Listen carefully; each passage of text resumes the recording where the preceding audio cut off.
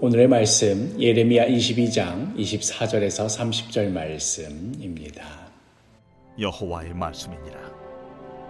나의 삶으로 맹세하노니 유다 왕 여호야김의 아들 고니야가 나의 오른손에 인장반지라 할지라도 내가 빼어 내 생명을 찾는 자의 손과 내가 두려워하는 자의 손, 곧 바벨론의 왕 느부갓네살의 손과 갈디아인의 손에 줄 것이라.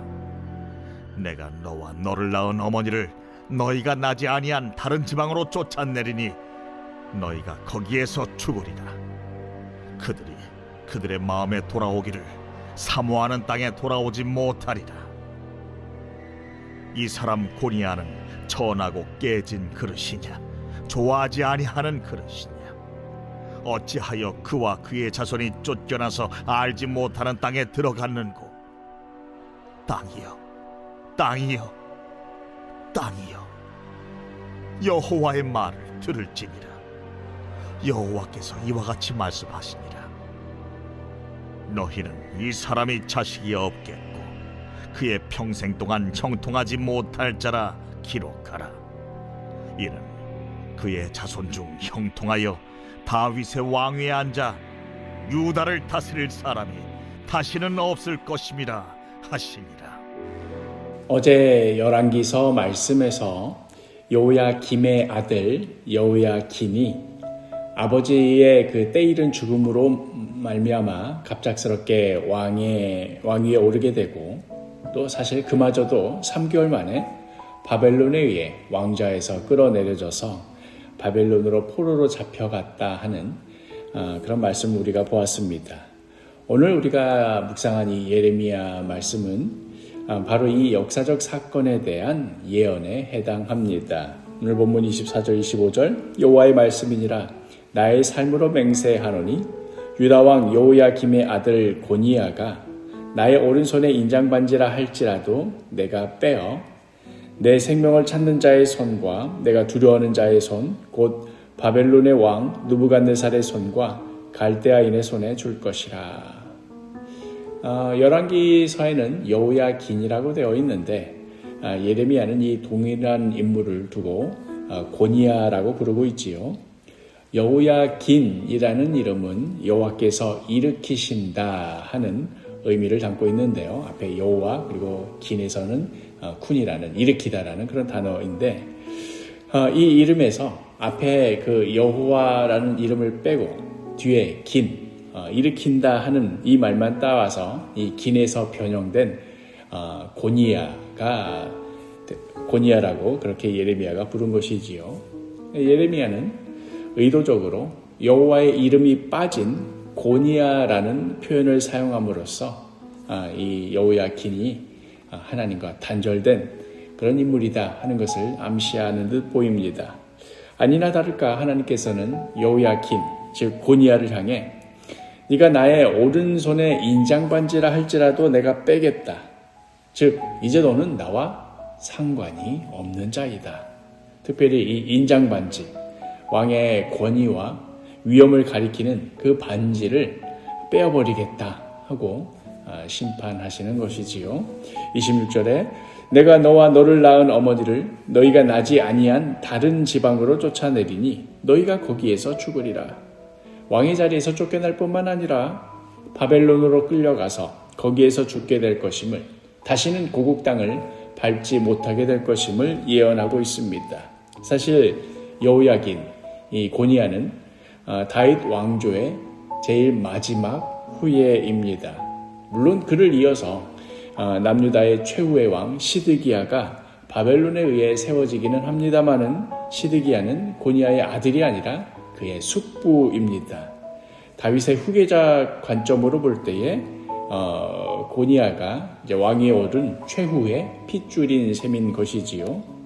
그리하여 고니야가 바벨론으로 끌려가 더 이상 그의 후손 가운데 다시는 다윗 왕좌를 회복하지 못하게 되는 순간, 그야말로 다윗 왕조의 끝을 고하게 되는 것입니다. 30절에 여호와께서 이와 같이 말씀하시니라. 너희는 이 사람이 자식이 없겠고 그의 평생 동안 형통하지 못할 자라 기록하라. 이는 그의 자손 중 형통하여 다윗의 왕위에 앉아 유다를 다스릴 사람이 다시는 없을 것임이라 하시니라. 이것이 그저 근동의 어느 민족 국가의 한 왕조의 씁쓸한 멸망을 그리고 있는 것이라고 한다면 그럴 수 있겠구나. 그 왕조 말고도 다른 여러 왕조들도 다 같은 길을 갔을 테니까요. 그러나 우리는 이 기록이 성경임을 알고 있습니다.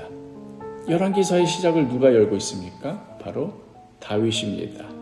하나님께서 다윗에게 어떤 약속을 주셨습니까? 너의 나라가 영원히 보존되고 내 왕위가 영원히 견고하리라. 그렇게 약속 주셨습니다.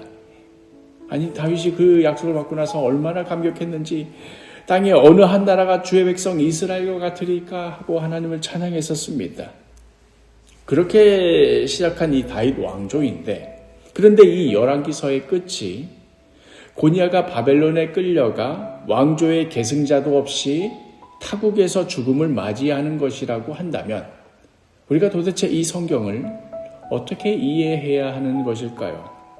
천국에서 다윗이 하나님 앞에 서게 됐을 때, 아니 하나님 저한테 약속은 이렇게 하셔놓고는 이게 대체 어찌 된 일입니까? 라고 묻는다면 그때 하나님께서 어깨를 으쓱거리며 처음엔 내가 잘해보려고 그랬는데 고니아가 너무나 말을 안 들어서 내가 어쩔 수 없었다.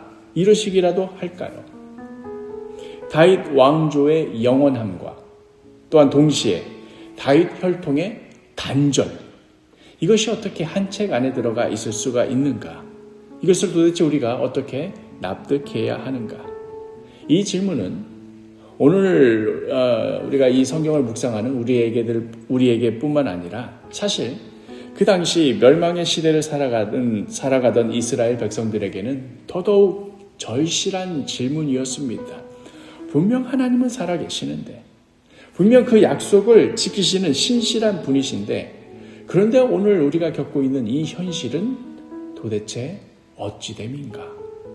바로 이 질문이 하나님을 향한 믿음과 동시에 도저히 납득할 수가 없는 처참한 현실 사이에서의 간극이 자연스럽게 메시아 대망 사상으로 이어지게 됩니다.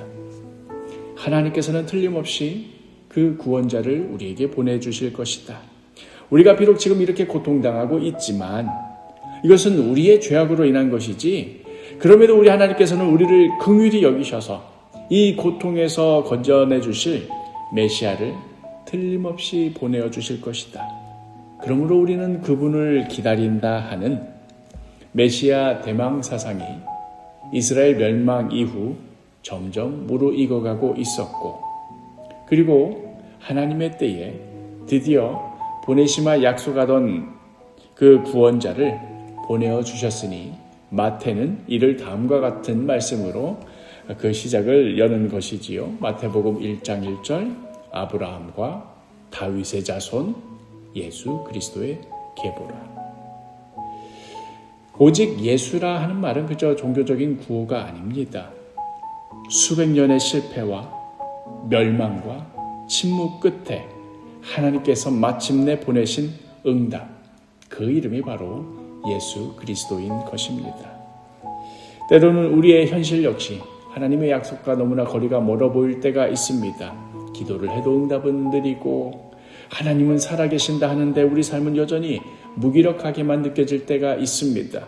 그러나 열왕기서의 끝에서조차 하나님께서는 그 약속을 포기하지 않으셨습니다. 인간의 실패가 하나님의 신실하심을 무너뜨릴 수 없었던 까닭입니다. 그러므로 사랑하는 사도계시구 여러분, 고니아의 현실을 우리가 알지만 그럼에도 다윗에게 약속하신 그 하나님을 붙드십시오. 여전히 납득이 안 되는 이 현실 속에서도 끝내 예수 그리스도를 바라보기로 결단하십시오. 오늘 하루도 이러한 믿음 가운데 살아가는 귀하고 복된 하루가 되기를 간절히 축복합니다.